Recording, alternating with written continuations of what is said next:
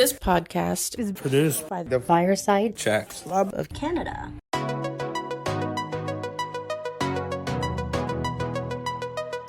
Hello, and welcome to Canada as I See It.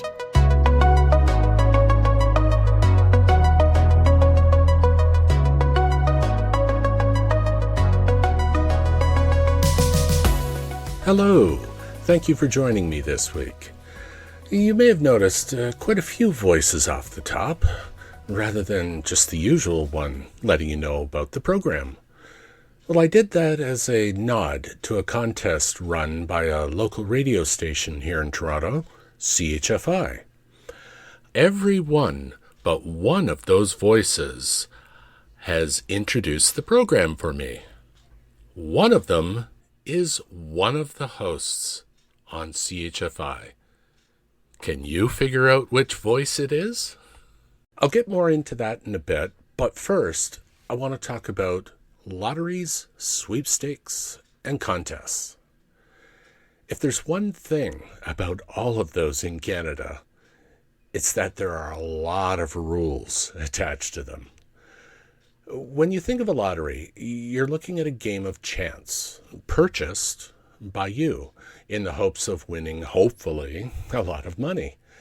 The key word to that sentence was purchased. Another important fact attached to a Canadian lottery is that they're usually run by the government or a licensed company. Those are the only legal lotteries that we can play up here. All other games of chance are, well, essentially illegal lotteries, unless a few steps are taken. According to the Canadian Competition Act, luck is considered one of the three elements that defines a lottery. If you purchase that lottery ticket, you're good. If it's something that's given away, something where everyone has an equal chance to win, like a door prize or, your name in a hat or something like that, the element of chance or luck must be removed in order to make it legal. And that's done by introducing a test of skill. Canadian courts have agreed that a mathematical skill testing question, a minimum of 3 elements, is enough to show skill. And this skill-based test ensures that every person entering has put forth enough effort to be eligible to win. Another step is adding the phrase, "no purchase necessary," to the contest rules of a pay method of entry, like buying a coffee. This is actually something that's covered under the criminal code. If you read the fine print, you'll see that phrase. Another thing that must be done is that there must be a full set of rules and regulations that aren't false and misleading. And that's where you'll usually read or hear the phrase, "Here comes the legal stuff." And that legal stuff is part of the rules of disclosure that contest runners must make known, including the number and the value of the prizes, the dates of the contest, the odds, who's eligible, And they also have a legal obligation to follow anti-spam legislation, meaning that they can't sell your name or information to other companies. Wow, I did go on there, didn't I? Well, to tell you the truth, I told you that to tell you this. I entered a contest this week on CHFI. One that they have going is like the setup of the podcast this week. They've been running a contest for over 2 years now called Secret Voices. They collect 5 celebrity voices, and each one says one word of their promotional phrase, CHFI, Toronto's perfect music mix. And every time someone guesses a wrong voice, $250 is added to the pot, which begins at $10,000. When the last person has guessed all of the voices in the correct order, the jackpot is awarded to them. And then the next round begins with a whole new roster of voices. Well, they're now in the 9th round of the contest and have given away over $660,000. I did not enter that contest. The hosts of the program, Pooja Handa and Gurdeep Ahluwalia, who started when that first contest started, host another one called Can't Beat Gurdeep, where Pooja asks 5 trivia questions of a caller and Gurdeep. If the caller can answer more questions correct, they win $100 of Gurdeep's money. Now, he is an expert at trivia, and the way he plays, you'd think he really was giving his own money away.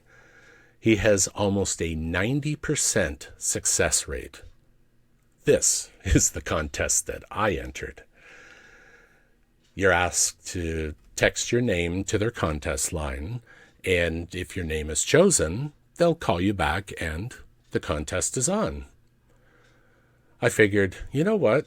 Everyone always tells me I'm something about trivia and I should call in. So, well, I texted them and they called me back. I also want to thank Bossman Blair, their producer, for supplying me with the recording of my call. Here is what happened at 8:35 a.m. on May the 2nd. Welcome to Can't Beat Gurdeep on 98.1 CHFI. James from Etobicoke is hoping to beat Gurdeep. James and Gurdeep have a lot in common. They're both Leafs fans, and James is from Etobicoke. It's where you grew up. And also, James is known for his useless info and trivia. He has knowledge of this, just like you. Brothers from another mother. He's James Deep. I'm Gur James. James, so you think that you're going to be able to beat Gurdeep then? Oh, I'm pretty confident. All right. Okay. I see you shaking in your boots a little bit there, Gurdeep. You know how it works, James. I'm going to give you 5 trivia questions. I'll give the same 5 trivia questions to Gurdeep. If you get more right than him, you're going to win $100 of his money. So why don't you do the honors of kicking him out of the studio? Well, Gurdeep, I need a coffee, and you got to pick up some cash. So why don't you head on out and pick them both up? Thanks, bud. Okay, if you beat me, though, I'm taking the coffee money out of your 100. Okay, he's gone. Here we go. Some Antarctica wildlife is being sunburnt due to a hole in the ozone layer. What does the acronym SPF stand for? Sun protection factor. Fans believe Rihanna is pregnant after a video went viral of her pretending to sip champagne. In what country would you find the Champagne wine region? Oh, that would be France. Parents are turning to empty nest coaches to help deal with their kids moving out. In 1998, what mean girl starred in the remake of The Parent Trap? That would be Lindsay Lohan. Recently, a toddler told her mom that she was hearing monsters in her bedroom. Turns out it was a beekeeper discovered over 50,000 bees in their bedroom wall. What do beekeepers use to keep bees calm while inspecting their hives? They use smoke. Pauly Shore says he was up all night crying after Richard Simmons said he didn't approve of the biopic that Shore was set to star in. In what country would you find the chalk white shoreline known as the White Cliffs of Dover? That is Great Britain. Okay, James, we're going to get Gurdeep to come back in and see how he does with the same 5 questions. Why is everyone laughing in here? What did I miss? Some Antarctica wildlife is being sunburnt due to a hole in the ozone layer.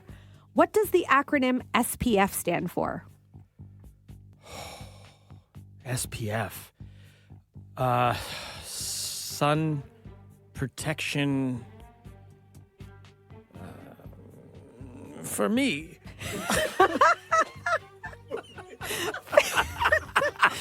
Fans believe Rihanna is pregnant after a video went viral of her pretending to sip champagne.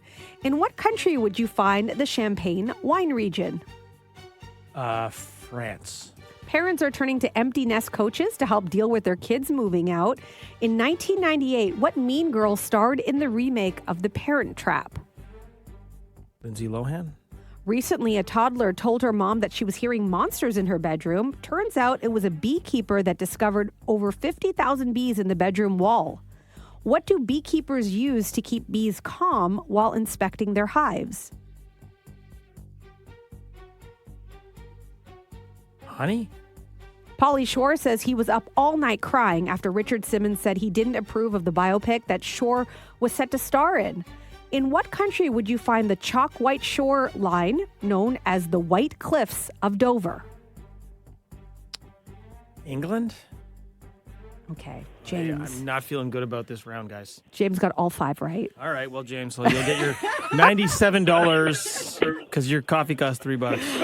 Gurdeep, you got 3 out of 5, which means James, you beat Gurdeep. All right. Oh, James, how do you feel?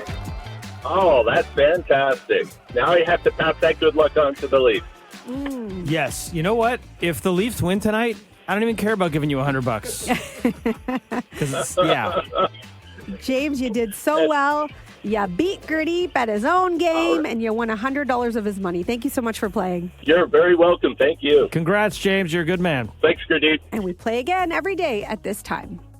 So the final burning question is, did I have to answer a skill testing question after my win?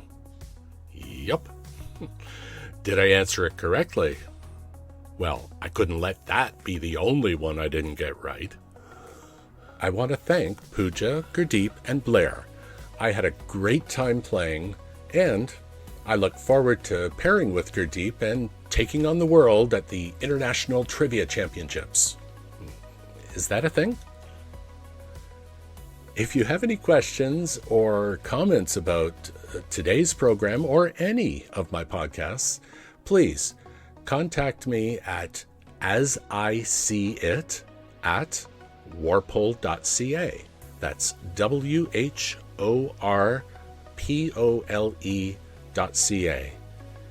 And as always, you can listen to the podcast at podbean.com or wherever you get your podcasts. Thank you so much for listening, everyone, and we'll talk to you again next week. And that's a part of Canada as I see it. It is written and produced by me, James Warpole, and brought to life by the Fireside Chat Club of Canada. Our theme song is Night Owls by Braden Deal. If you have any questions or comments, please email me at asiseeit@warpole.ca. Join us every Sunday for another episode of Canada as I See It.